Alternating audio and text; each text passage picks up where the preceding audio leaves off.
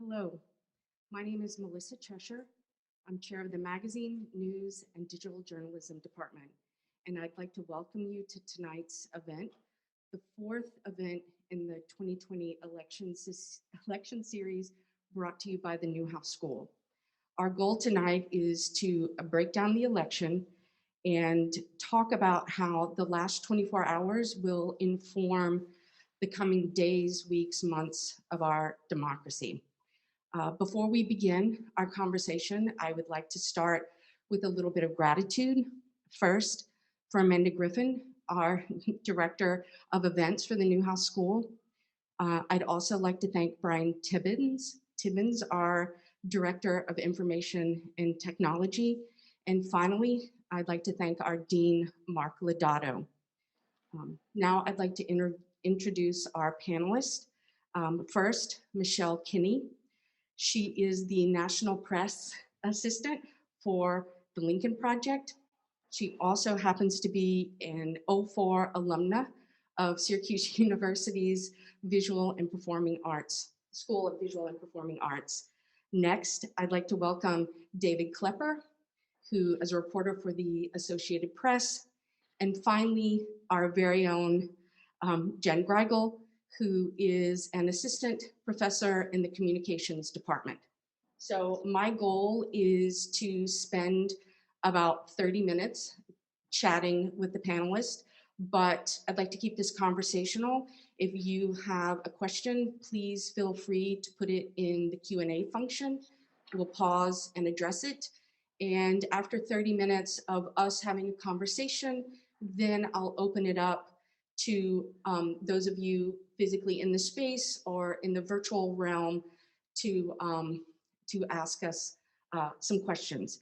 So I think we should begin by just kind of getting a reality check and a kind of collective state of kind of where we're at. So I'd like to hear from all of you. If whoever wants to begin, give us your take on where we are.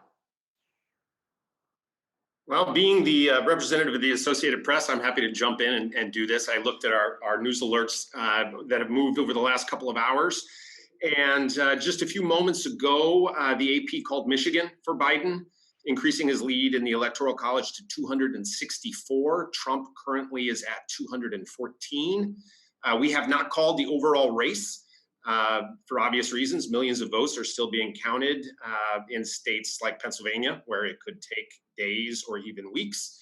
And so this race remains active. We are counting votes, or we're talking to the people who are counting the votes, and covering the ins and outs. There's going to be legal challenges. Several proposed legal challenges were announced by the president and his campaign today.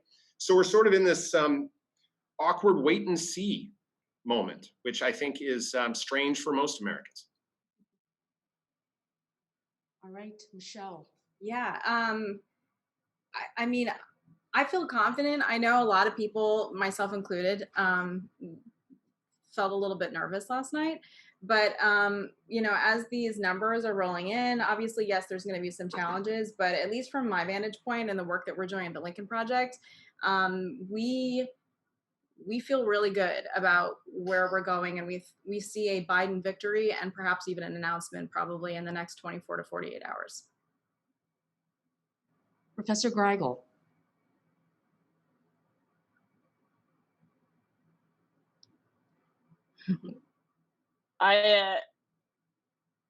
It's hard to follow this because, you know, like, you've done such a great job of introducing this panel, and I just want to show up and say this is such a hot mess right now. Like, I have a bad habit of keeping it real, and, you know, any journalist who calls me to knows I give a little bit of a preface, and then I'll give like a more professional maybe assessment. But this is a social media mess that's happened in the wake of this election. And what we're starting to see right now, here's the official piece, is that we're starting to see just a massive amount of misinformation that is starting to spread across Facebook and Twitter. I had the privilege myself of speaking to the Associated Press earlier today, just trying to make some sense of what the risks are, and just pointing out that each platform has a different risk profile. So on the day of the election, we were looking at Twitter. It's the fastest wire service the world has ever known. We see the president is pushing out misinformation. We can't moderate him after the fact. I keep pushing for pre-moderation. We need them to screen this. And I know it's really scary to think about moderating the president of the United States, but we also need Mark Zuckerberg, who is the controlling shareholder of, Facebook, to step up and to not let him spread this type of misinformation. Labels aren't enough. And then lastly, I'm warning in the days ahead that YouTube will follow as being like the next point that we need to really focus on, because that's where the election conspiracies and misinformation will start to formulate and spread and to do its harm and damage. So again, I just want to encourage everybody to tune into the free press as the trusted source, and to make sure that they're taking in information that can be trusted and that is, has shown patience and professionalism in its background and checking. Anyone else like to do a deep dive into talking about social platforms and their role, or even talking about specific tweets or things that in the last 24 hours have really stood out to you as problematic? I have to agree with the professor in the characterization that this is a hot mess, because we've been tracking misinformation related to the election I've been part of the AP's team on misinformation for about a year. We've been tracking it for longer than that, of course, and it has just been an explosion. The closer we got to the election, and then you overlay a global pandemic and all the personal and economic effects that has on people, the anxiety that ratchets up in the minds of so many Americans. It's just been, to use a cliche, a perfect storm of misinformation.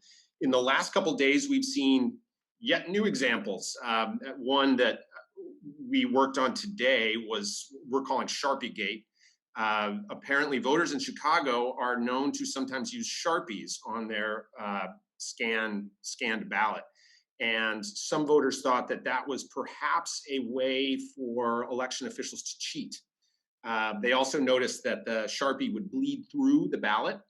This then went viral, and people in Arizona, people in Connecticut were saying that they didn't trust the results in their states because they thought the Sharpie thing was an issue in their state, even though it wasn't. And that's just, I think, a very small and kind of innocent example of how we're seeing anecdotal reports, maybe true, maybe false, in very specific localities, and then they just travel all over the country, pop up weeks, months later, totally out of context. And it's really up to the user of social media to try and figure this out, which is not a position I think many of us are really equipped to be in. So it is a very confusing time and a very anxious time, I think, made that way in part by the misinformation. Michelle, any examples that stand out to you? Specifically, I mean, I think there's probably too many to mention. But I think that it is a perfect storm of people being home, people being online, people being stressed out, frightened, and we're in a social dilemma, right? So many people, I know, at least from our work, we see that there is a ton of undecided voters during the election cycle that get their news from Facebook, and that's terrifying. It's not even that people are uninformed, they're misinformed. So, again, yeah, it is up to the user to try to take their own personal, responsibility with that information and where you get it from, and being able to decide and know the difference between an opinion, what is fact and what is news, and what is propaganda. And we are venturing, if not already, into some very dangerous, I think, territory. It makes me personally very, very nervous, because as we're seeing even with the QAnon people, is they're being radicalized online, and they're running for Congress and they're winning. So yeah, it's scary stuff, and it is a hot mess. If I could add something I should have mentioned too, broadly speaking, I think since the polls opened yesterday, we have seen really two broad kinds of misinformation. One, that uh, it is somehow inappropriate to continue counting ballots, and that it is unusual, when in fact in every election, certainly every modern election and many of the ones in the 19th century that we've looked up, the voting continued, or the counting of ballots continued long after midnight. This is not unusual. A lot of the misinformation portrays it as such, and evidence of fraud that is simply factually incorrect. A lot of the other misinformation we've seen has been about election officials just straight up cheating, or ballots being lost, ballots being found.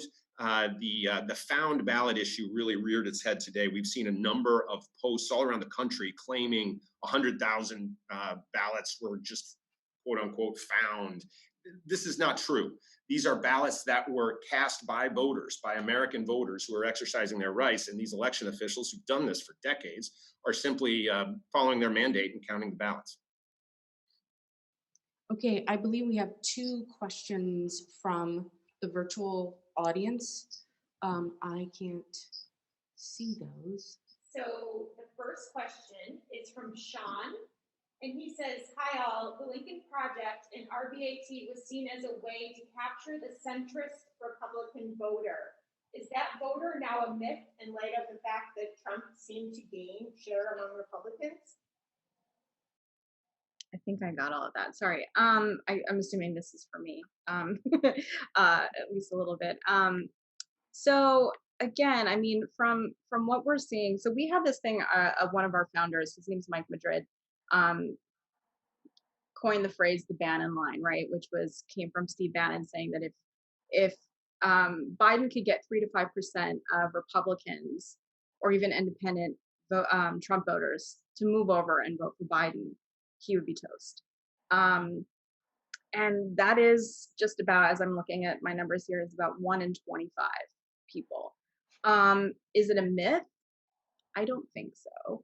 I think that what we're going to see, and I was just looking at Twitter before we came on here, that some of these ballots in Pennsylvania, we're seeing people voting for Biden and then going down the Republican ticket and voting for Republicans all the way down. So I think we won't know any more specifics and numbers, and if that is true or not true. I think that we'll know in the days to come. But do I think it's a myth? No, I don't. And I think that we didn't get maybe everywhere and all the things that we wanted to see. But our number one goal was to make Donald Trump a one-term president, and I feel really good about where we're going with that. So I think it's good. And I believe we have one more question. This is another question from Sean. He asked Professor Grygiel, "You mentioned the need for folks like Mark Zuckerberg need to step up. How does one fight misinformation while simultaneously not adding fuel to the rumor that big tech is censoring conservatives? A key argument to several congressional investigations." Sure. And thanks for the question. Part of the challenge is that we have to start to look at who is producing what media. And something that the president is really good at is to kind of conflate issues. So, I think that we have to kind of separate out, like, when we're concerned about like the free press, like journalism, and how it's able to be viewed and seen. And when we say blankly, kind of like across the board, like the term conservative, right? Like, who is that? Is that applying to somebody who's actually elected as a Republican? Is that applying to somebody who serves to a conservative newspaper? Or is that applying to a conservative who's a member of the public who plans to vote for somebody who's in a conservative party? So I would say that, again, the president is out there kind of lobbying for essentially his own social media and people who support him to not be suppressed. But like he's conflated a lot of the issues. So we have to remember that these are social media platforms. They distribute content, and they are able to essentially set the policies that determine what we see. And those are the choices that they're making from a business perspective. And there's no way for them to totally be like unbiased or fair, because the algorithms, even if we're led to believe that these are mechanically driven and doing things by themselves, they're not. They're created by people. They're orchestrated and design decisions that are made by people. So I think that we need to remember that nothing says that the president of the United States has to be allowed to have a Twitter account with 88 million followers and is allowed to propagandize a country and in the world. Nobody says that. The president used to make it an address from the Oval Office and have to have a relationship with journalists. But maybe he doesn't like being censored, but nothing says that he is entitled to even like speak necessarily on these platforms, right? Because he's in office, he's in the White House. Does the White House account need to have its own Twitter handle? It becomes more complicated in the case of the free press, because again, Facebook is starting to make decisions because they're getting pressure from the government official who is set to maybe regulate them. So they're under what we call influence. And we need to essentially put in some regulations to shield corporations from just being the pawns of their governments. And then lastly, when it comes to speech, we have to remember that sometimes people say such aggressive and awful, disgusting things, and they attack people and harass people, that they're actually preventing others from having the ability to speak on these platforms too. And so these are not the open web. That's www. When you're in www.facebook.com or twitter.com, that is a corporate space. And they have all different types of pressures too, like advertisers wanting to advertise against the content that's in there, a user generated post. So it gets complicated because it's a business at the end of the day. So I would say that this idea that these are like bias free, like just public spheres is not accurate. They are just companies, and they have rules and policies and regulations that govern them. So we need to fix kind of the regulations, or we need more platforms to choose from. So that's another reason why there's the discussion of breaking these platforms up, so they're not a monopoly where we only have one place where we can have a conversation. In an ideal world, we'd have lots of places where we could go to have conversations, and different people deciding who can say what, right? So the risk is in consolidation too. So just something else to keep in mind there. Awesome. I wonder if we could maybe take a few minutes and talk about the failure of polling, and maybe devote some time to teasing out what pollsters perhaps don't get or understand about the kind of infamous quote unquote shy Trump voter. I'll jump in on that one. I think it's an open question. There was so much discussion in the lead up to Tuesday about whether polling and the polling industry had changed at all or learned any lessons since the failures of 2016. I don't have a good explanation why hundreds of professionals who are practicing a craft that is decades old are so off. I do think there is a lot of antipathy among many Trump supporters for even the idea of polling and pollsters. And so, there have been some anecdotal reports about Trump supporters who will purposefully lie to gunk up the works, or who just don't want to participate. So that would be one understandable reason for why the polls seem to be so bad at capturing this chunk of the electorate. There is the shy Tory theory, named for the Tory party in the United Kingdom, which won an upset several decades ago, despite the polls. And the pollsters figured out that Tory supporters were somewhat reluctant to admit who they wanted to vote for. So, that's one theory. But I've heard a lot of people say that's not the case with Trump supporters. They are very proud of who they support generally. So I think, this is an open question that I hope the polling industry is going to take a very deep and hard look at. Anybody else? Michelle? Any Yeah. thoughts on- Oh, sorry. I'm sorry. What'd you say? Let me turn up my I speaker. just wondered if you had a thought about pollsters and the shy quote unquote Trump voter. Shy Trump. I mean, I've never met one, but doesn't mean they don't exist. I mean, they certainly could, and it's very possible. But again, as someone who was watching the returns last night and feeling very anxious, but feeling much better today, um, something that I think we have to remember is that the polls are pretty close in 2018. Um, and we still don't know how far off they are because we're not done counting votes. So, yes, there's a possibility that people are lying. Maybe it's just massive voter suppression as well, that we're not capturing. Or there's just something else funky going on that we don't know about, and it's part of the polling industry, and it's certainly not my wheelhouse. I don't know anything really in terms of numbers. It's not my expertise, but those are certainly things that am thinking about. And in 2018 too, we were looking at the TV and thinking, oh gosh, this blue wave isn't happening. Oh no, no. But then 2 weeks later, we picked up 40 something seats in the House. So I think we don't know yet. Michelle makes a great point. I think in a lot of these states where people are surprised at how well Trump did, it's still within the margin of error from some of those polls that were done just weeks ago. I think one of the lessons from all of this is we've all been talking about how we have to be patient, we have to wait for the results. And even though we all know that, it's still hard to do. And so I think we want the polls to perfectly create reality, and they never promise that. So I think Michelle may end up being right that the polls in 2020 weren't actually off by that much. Good point. Okay, we have another question from the virtual audience. So this one is from Eric, who asks, in a fingers crossed post-pandemic world, do you think the trend toward increased early mail-in voting will be permanent? If so, will that make phenomena like a red mirage a permanent part of election day? How should the media change as a result? It's a great question. I mean, it sure seems like this is maybe a permanent change, right?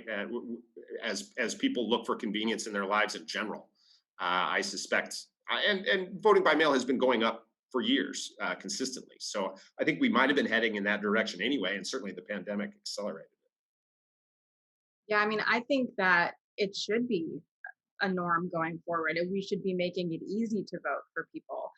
We shouldn't be making it harder. But then again, I do get nervous that there are people who are going to see how convenient it is for people to vote by mail, and then that becomes now the next issue or the next way that we try to suppress the vote. And I think we're seeing it already, right, in this administration and what's going on with the post office. But I think also a lot of the American psyche and elections, we expect and we have gotten used to knowing what the result is on that night. I will say, when I was a freshman at Syracuse, it was the year 2000.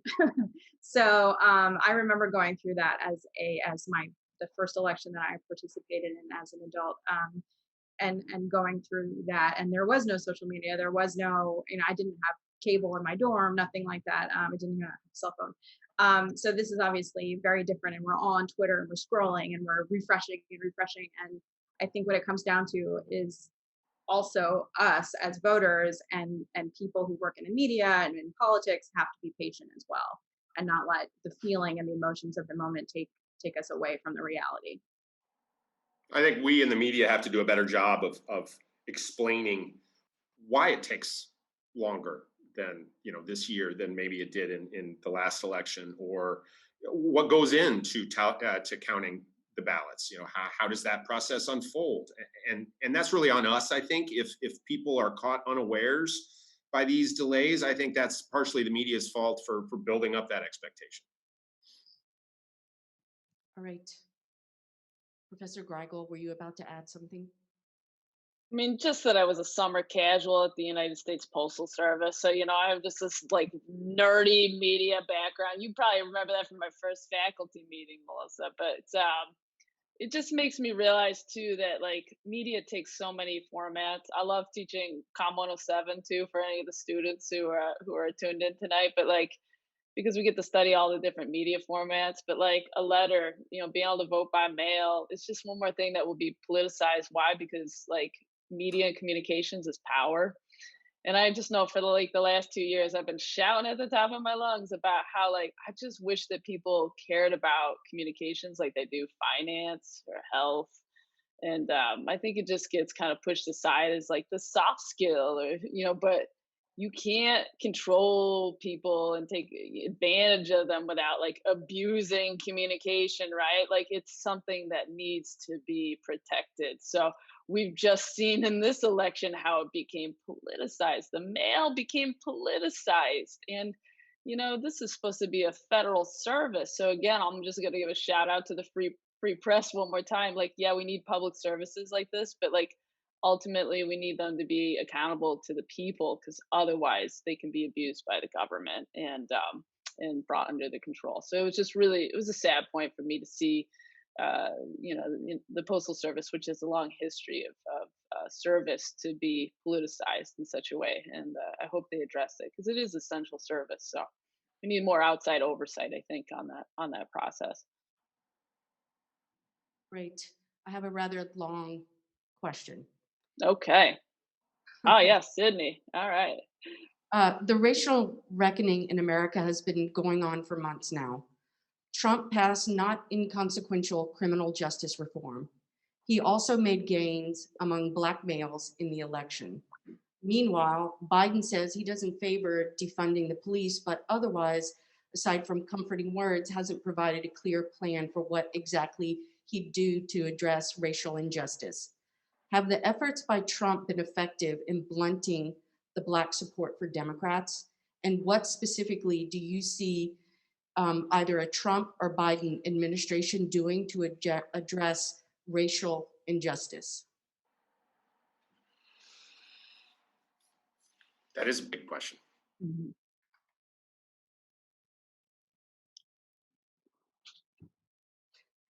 Okay, I'll try. Uh, I think it remains to be seen how many African American voters voted for Trump versus Biden. I haven't seen enough stats to say anything authoritative on that. But I think it is clear that Trump was able to defy some of the generalizations that people make about the kind of supporters that he attracts. I think we saw that in Florida with Hispanic voters, and we have certainly seen that anecdotally with African American voters around the country too. I think the lesson from that is human beings are more complicated than we often think in our shorthand. Uh, as far as the reckoning and racial justice goes, I think Biden, if he were to prevail, would have a very difficult path. He would need to keep his coalition together in a way that I don't think this is a problem for Trump as much. I think it's a galvanizing factor for many of his supporters. His comments about police and supporting police and law and order. We saw the terms law and order everywhere in the weeks leading up to the election on social media, and it clearly was a message that resonated and really brought out his supporters. He seems pretty good at managing that tightrope on a very difficult issue. Michelle, do you have thoughts? Yeah, I mean, it's again, like it's just such a people are complicated, and I don't think we'll really know what the support will be for Biden, versus Trump in this election. But just on a personal level, I think we need some things are bad. There needs to be a serious change in this country when it comes to racial equality. I think we saw it, over the summer with the protests that were going on, even just outside of my street in New York City. You know, I felt for a moment that there was going to be this reckoning, and I'm hopeful that there will be progress under a Biden administration. And again, I don't know if this would have been an issue for Donald Trump, because we just, at least, I don't think people expect anything from him. But from Joe Biden, I think there's a lot more expectation, and I think at the very least, his administration and his cabinet and the people that he hires will reflect what America actually looks like. And I think that as a base level will be meaningful. In terms of police reform, we have a long, long ways to go. Yeah, it's difficult, it's sad, it's upsetting, it makes me angry. But there needs to be a change, and I feel more hopeful with the Joe Biden administration, certainly. I would add that the only reason I think Biden would have a tough time is because there's an anticipation that he would actually try to address the issue in a way that Trump has not so far, really, when it comes to law enforcement and racial justice. But certainly, if Trump is reelected, that issue is not going away. And he is president of the entire country, and a good chunk of the country is very concerned about that topic. So I'm sure we'll all be talking about that quite a bit more, no matter who should prevail. Melissa, maybe we could just highlight some of the issues around police social media too, and maybe showing how, there's a little bit of a relationship there too. Ultimately, both of these people are politicians, and how they act and things are going to be shaped by the things that they read in the news and the accountability from journalists. I'm going to keep stumping for the free press here. And what we saw with the George Floyd protests was it became very evident how profound the abuse was in the system, how much oppression was being directed at Black people, at people of color in general. And then it became very evident that anyone who was disagreeing with the police in certain locations and wouldn't listen, even if they had a press badge dangling around their neck, they could have had some type of weapon pointed at their camera lens. It also showed how far some areas the police departments had drifted from any type of accountability from the public or the free press.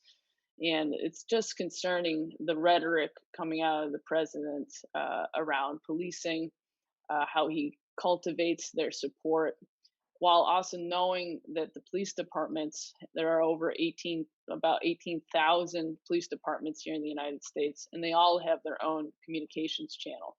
So if you go out and you look at the New York, like NYPD, they will often steer the narrative around their own arrests. They've been doing this for years, many years now. And so we have to be increasingly concerned that the people that can both arrest us, charge us and take our mugshot, photograph us, they can also now celebritize us across their social media profiles and shame us and do all types of stuff. There's no more of a separation between mass distribution of your crimes and those who arrest you.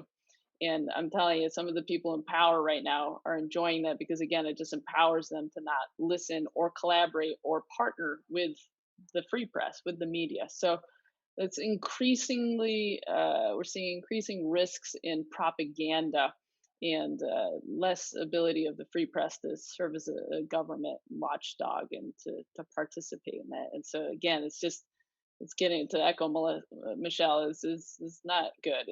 Things are getting worse, and just underscoring the central role of the free press in this country and how it connects to our liberty and our freedoms.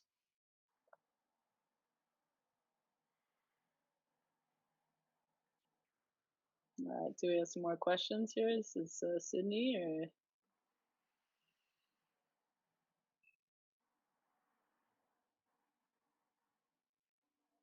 We good? Not sure if Melissa can hear. Yes, I can hear. Oh, okay, all right. And how you think that bias invariably makes its way into the political mediascape at this time? Did everyone get that? Can you repeat it for me? After what Professor Grygiel was saying about censorship and bias, I want to know how, when covering electoral politics, you separate personal politics from your duties as a journalist, and how you think that bias invariably makes its way into the political mediascape at this time. Well, I suppose that's probably a question for me. Yeah, I think it's the question of bias is an important one, and one that I get asked about all the time. Friends and family will ask me about that. And I have to say, I think if you're trained in a professional media environment, you learn quickly how to sort of set aside your own views. It's also overstated. A lot of what we do is just fact. this is what the president said. And there's not that many the biased ways to, take down a quote. Now, of course, the stories we cover, the types of stories we cover, the types of people we interview, all those things are reflections of who we are, our backgrounds, our values, and we have to be on guard about that. I think we have to be cognizant of that and self-reflective. For an example, one thing I do when I write a story, I'll write the story, I'll go through it, and I'll check the people I quote to see is there balance, gender balance, racial balance, age balance, things like that, because I want to present something to the public that is comprehensive, that they can trust. And if I put in there, gee, that was a dumb candidate, or if I allow my personal views to come out in that product, I'm not really helping anybody, including myself. So I think it's just something most professional journalists sort of establish practices and tactics of doing that and making sure that they're keeping themselves out of it. It's not that hard, really. I have personal views. Lots of people have personal views. It's sort of like a chef. I'm sure chefs have favorite foods, but they're cooking something for somebody else. And they're thinking about that, not how they really prefer pizza over hot dogs. So that's, it's a ridiculous metaphor, but I don't know. It's the one that came to my sleep-addled mind. I had a fun thought on election day. I got to think about all the journalists who still get to go out and vote, and I was just really happy for all of them. I was like, they get to go do their thing now, because again, you do have to have that separation. Even as a source too, it's something I try and respect in my research, and trying to stay independent in that, because you need to keep your credibility, and you need to develop trust. And so I think, again, being on the other side, as somebody who's talked to David before too, is that you have to get to know people, you have to do your homework, you have to try and get to the core of what the real issue is, and to present it in essentially what, maybe not bias in this case, but like, what we don't want is to have influence kind of interjecting itself. You want to be, and so that's when we talk about balance and bias, ultimately the best practices is that we're just trying to inform people, and we're not trying to influence them. Anytime you start to see influence in it, it starts that's control, and that's not what you want to see. So like in advertising, complete influence, right? Like brand media, we're starting to see a lot of that come into the environment. Government media, totally influence, right? But like, we're hoping that the free press, journalists, are trying to present the facts to us and the information the best they can, so that we, the people, get to make our informed decision. And that's the difference. That's the boundary line for me, is that they're trying to help me make a decision, not to make a decision for me. And so, again, if you take a multitude of sources, that's why you want media literacy. You want to read it all. You want to go inform yourself, and you take all the facts in, but ultimately I hope that everybody, when you're reading, it's so that you are having information, so that you can make an informed decision about who you want to vote for, what you want to have for dinner, who you want to hang out with. Like, it applies to lots of different things in life, right? So again, just getting, I think too, as students who are tuning in tonight, just getting more engaged in finding some more agency in the media consumption, and looking for those sources that help inform you in a non-influential way. Present the information, the facts. That's the good stuff. I do feel that social media has actually, and the internet in general, has given rise to a lot more writers who are not what I would call just pure objective journalists. They're commentators. And that's, I love reading that stuff. And that's a little different. And there are so many, particularly young writers, who are really flourishing in that corner. That's certainly not what I do. And anybody who worked, for the AP would not last very long if they were to inject an obvious opinion into a story. They'd get called on it, and sources wouldn't call them back. And their boss might not call them back either. So you learn that stuff pretty quickly, I think. Yeah, and I think Wall Street Journal, New York Times, others are trying to help make that distinguish the difference between a commentator and opinion, and who are those who are doing journalism that's like fact-based reporting, right? And so that's where some of the confusion comes, because a newspaper publisher will push out kind of both things, and in a flat environment like Facebook, it all looks kind of the same, right? It wouldn't be on the opinion page anymore, like, so it's tough, right? So but again, like, reading opinion is not necessarily bad, but if they don't tell you it's their opinion, then it's bad, because then you don't know you're being influenced. So you want things to be labeled. You want people to be forthcoming with their position. That's all. If they have a bias, let it be known. Disclose that, so that we again know who we're interfacing with, and when we're dealing with facts, and when we're dealing with, like, again, something that could influence us. All right. Any thoughts or predictions on right-wing media in the coming days and months? Last night, Fox News made a big call regarding Arizona that angered President Trump. But if Biden wins, there will likely be a lot of investigative work directed at both Biden and Harris.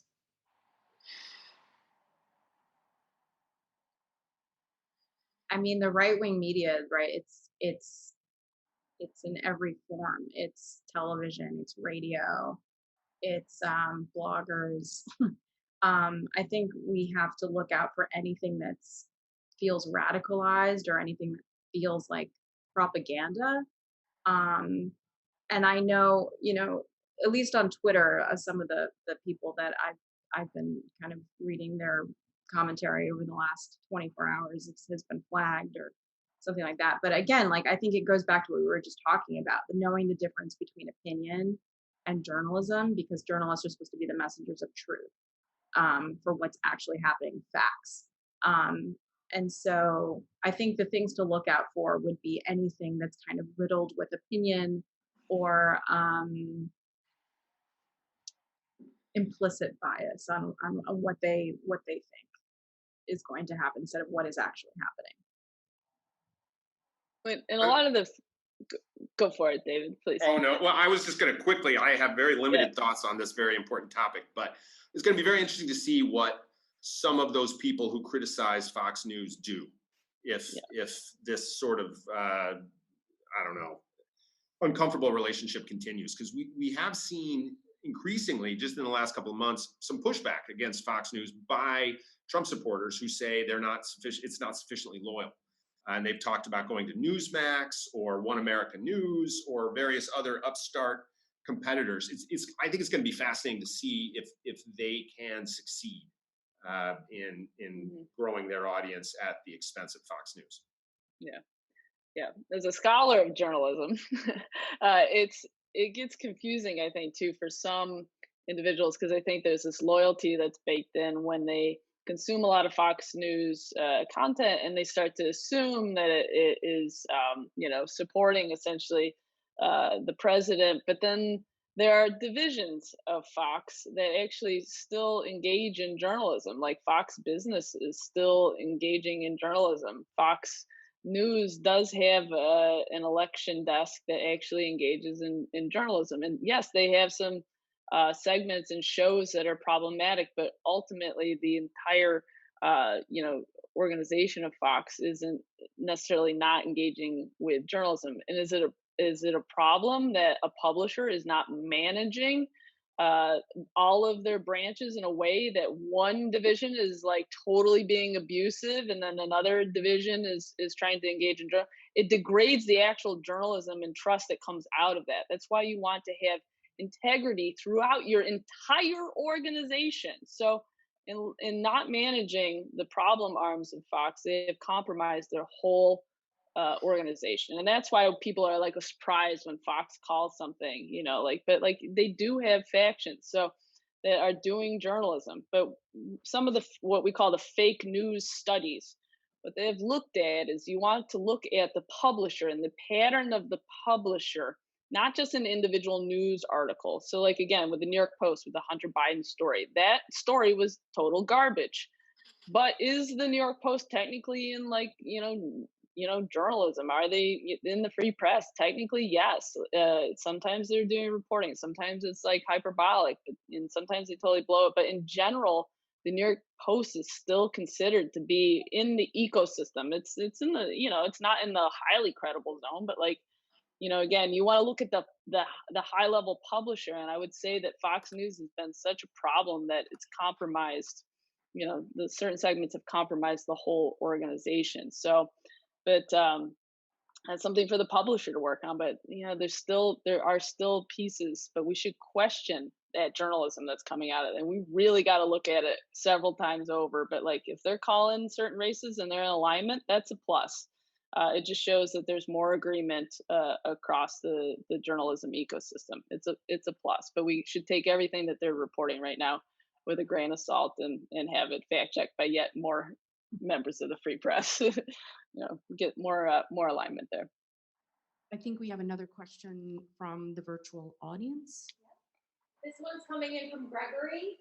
It feels like since 2016, there is an undeniable, crystal clear recognition that fully half the population is pissed off all the time. It switches sides, but these are not differences on policy or process, but gut level, primitive emotional responses that are easily manipulated, especially with the social media tools available today. Media literacy, it's like screw literacy altogether. Can there be a new journalism to meet the moment that can reach people on the level where they live, a new form? I feel like we're fighting ray guns with muskets. Maybe as a scholar, I'll jump in again. We don't need a new journalism. Journalism with journalism praxis is awesome in itself. There are a lot of people who impersonate journalism right now and co-opt that space.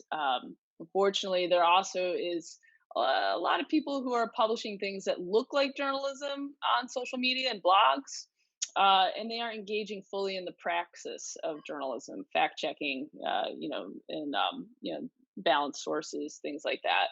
And more of their opinion starts to make it in while being presented alongside some information. So it gets a little confusing for folks. So, and sometimes we refer to some of this stuff as like citizen journalism too. And that is, again, there's some value in that. But again, we have to remember who is publishing it and who's writing it. So I would just like to again shout out to the platforms as what are essentially the new distributors. So the publisher used to distribute the news, plus like usually fund the news and edit the news. They used to all be in one space. They would have the trucks and they would have the printing presses and they would hire the writers and everyone, right? But it's been decoupled, and so the risk here now is that everybody has to kind of play by Facebook's rules and Twitter's rules, and they like edge content, they like hyperbolic stuff, and it's starting to shape the industry in a way that is not good and at a very high level. And then you have pressures on the financial bottom line, and they're going out of business. And just to describe it as journalism it's like sick, it's unhealthy. And I don't want to just give it government funding because that's not going to help. We need it to be independent. And what we need social media platforms to stop, being such a significant intermediary between the publisher and the public. That is ultimately given them too much power, and they've kind of directed the industry in a way that's not great. So ultimately, I don't think we need a new journalism. I think we need to help journalism, and I think we need to get these platforms to stop messing with this system so much, and to regulate them and help them be more accountable to the environment, so they don't harm journalism so much either. All right, we have a question from the audience. Do we know if social media ad rates played any role in the reach of different campaign messages? Social media ad rates on Facebook and YouTube specifically? Ad rates on social media. Sorry, I couldn't quite hear it. In terms of ad rates on Facebook and YouTube, did social media ad rates play any role in the reach of different campaigns' messages? Because I had read, and I didn't explore this too deeply, that the campaigns were getting charged different ad rates on these platforms. But I Hey, Corey, I recognize your voice. I'll have to explore it further. Maybe the question isn't specific enough, but Yes, we'll leave that one with the audience. No, no. Here's the thing, though, is that there's going to be different rates based on whatever the keyword or the audience is. I think the president of the States is going for a different type of audience on YouTube than Biden, and they're going for also the undecided, people who are more independent or people who can be kind of swayed. And so I think if anything, you're going to see different rates because they're trying to attract different types of audiences. The one notable thing I would bring up is that YouTube allowed the president of the United States to buy a full page, kind of what we call a roadblock, kind of on YouTube on election day. And then the night before the election, they said, oh, and next year we're going to stop selling full page YouTube roadblocks. And I'm like, well, thanks. That's helping us right now. And maybe they won't even do it by the time it gets to 2021 or whenever. It's just, they know it's a problem to push out some PR, but it didn't stop the fact that, he had this full page ad on YouTube that day, I don't know. And, I think it just speaks to their brand identity and I think again they were starting to feel a little comfortable with that. So again, it just shows how corporations kind of in this messy political space along with the politicians. So it just kind of unveiled that. If anything else, I'll be watching that a little bit more too. Thanks, Jen. Yep, All right. gotcha, Corey. We don't have a lot of time left, but I want to tackle two really big ideas, and then I want to ask a question that my mother wants to pose to the group. So Excellent. today, the U.S. officially left the Paris Agreement, the international community's plan to slow global warming. If Biden is elected, does anyone have thoughts on how the U.S. will rebuild climate diplomacy? And then, if that wasn't heavy enough, abortion rights. They've been under assault for a number of years, and the Supreme Court is now made of justices who may be inclined to rule against abortion rights.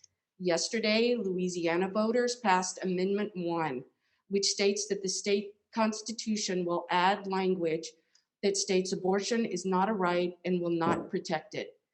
What do you see, whether under Biden or Trump, as the future of abortion rights? I'll take the easier of the questions, which strangely is about abortion, something that is never easy to talk about. I think a good portion of Trump's supporters support him precisely for what he has been able to accomplish with the court and support legal challenges to Roe that will put it before the court. So I definitely think that is what they have in mind, and something we're very likely to see possibly if Trump should prevail. If Biden were to win, I mean, it has been a very successful wedge issue for many decades politically, and I would expect that we could continue to see some on the right who favor stronger restrictions on abortion to continue to push for that, and probably put Biden and other Democrats in sometimes difficult political positions. Anyone want to take climate diplomacy?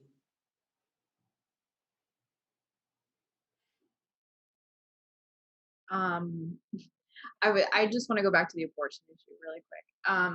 Please.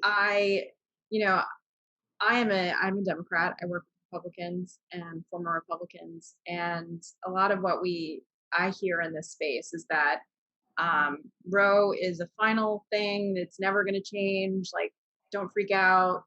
But I am not convinced. I'm not convinced in this year and everything, or the last 4 years really, and everything that we've seen, all the rights being challenged in ways that I don't think a lot of us expected. I know I asked myself, how bad can it get 4 years ago? And it's really exceeded my expectation. So, I'm personally very nervous about what's going to happen. We're in a minority 6-3 of people who would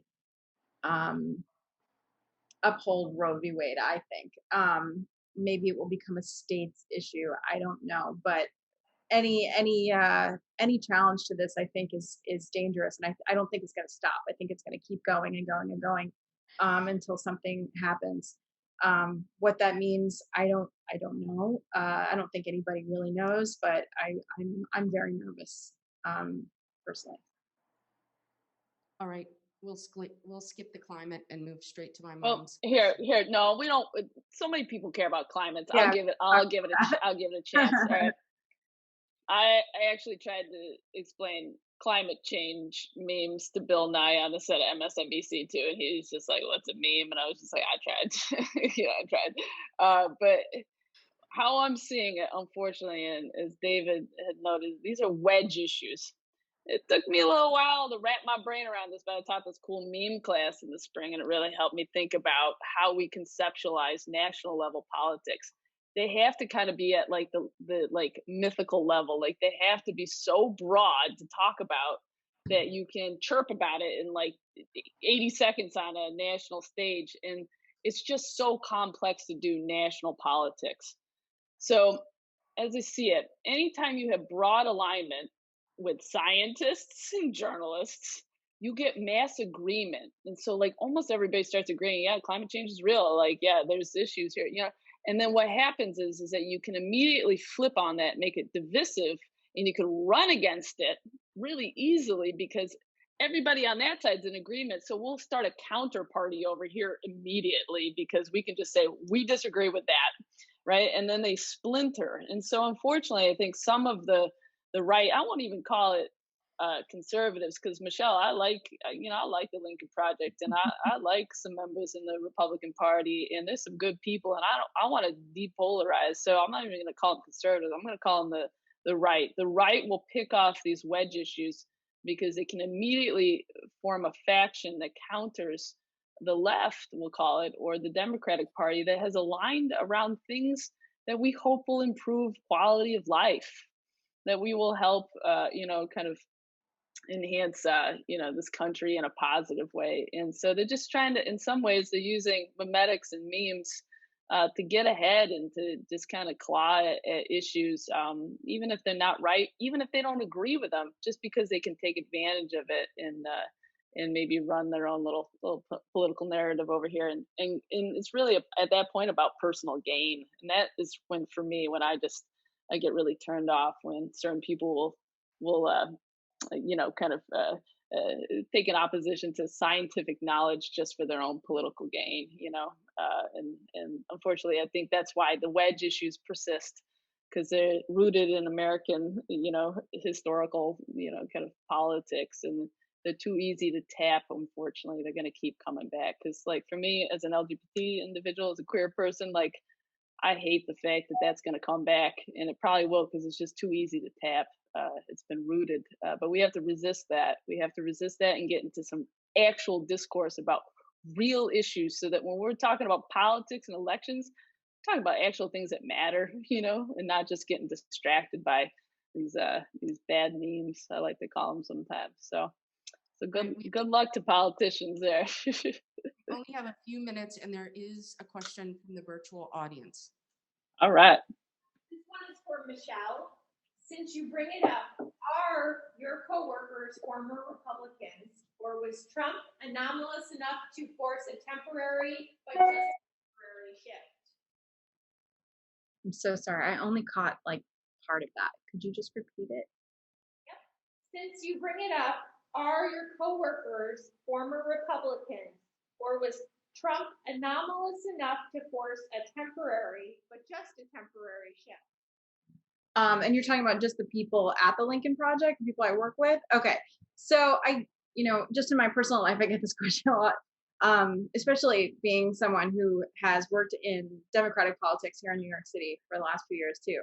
And a lot of people have asked me, oh gosh, I can't believe you're going to work with these Republicans. And from what I've learned, a lot of these people that I work with are wonderful people, wonderful human beings. I'll say that first and foremost.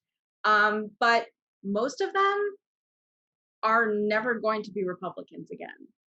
They have left the party. They're either, have left the party, become independent, or are still in the party, but don't believe with any don't believe in any of the party line issues that are happening, and they certainly, do not support Trump. And the party now is Trump. I mean, that is, I think, the reality of the Republican Party now, is that it is the Trump party. And so I think a lot of the people that I work with as well, the founders especially, obviously, have forfeited a career in Republican politics. They will never work in Republican politics again. I mean, they've lost friends, they've lost relationships with their colleagues. The Lincoln Project, beyond just a never Trumper movement, we're a pro-democracy movement. Everybody at the Lincoln Project, beyond just the founders, the staffers too, there are Democrats that I work with, people who supported Elizabeth Warren, people who supported Pete Buttigieg. Like, there's a lot of us that come from everywhere, and we came together for this one very important goal in mind, and that was to oust Donald Trump and his threat to democracy. So do I think it's just a temporary shift? No, I think this is ongoing, and the Lincoln Project and their work and our work has just begun. We have a lot of work ahead of us in the years to come. Thank you. I think that's a nice place to end. And thanks to the panelists. And I just want to put in a plug for the last Newhouse event in the election series, and that will be on November 10th, a conversation moderated by Associate Dean Joel Kaplan with journalists from the Boston Globe who were part of the winning team for the 2020 Toner Prize for Excellence in National Political Reporting. And they won for their series Back to the Battleground, which placed reporters in 4 pivotal states that helped decide the 2016 presidential election. And those states will sound familiar: Pennsylvania, Ohio, Michigan, and Wisconsin. So please mark that on your calendar. And again, thanks so much to the panelists. I appreciate you taking an hour of your time after a really grueling 24 hours. So Yeah. Thank you, guys. Thank you very much for having us. And thank you, Melissa, for moderating this, and for everyone who's put this together. I really appreciate it. Yeah, thank you. It's so great to be here, really. Jen, bye.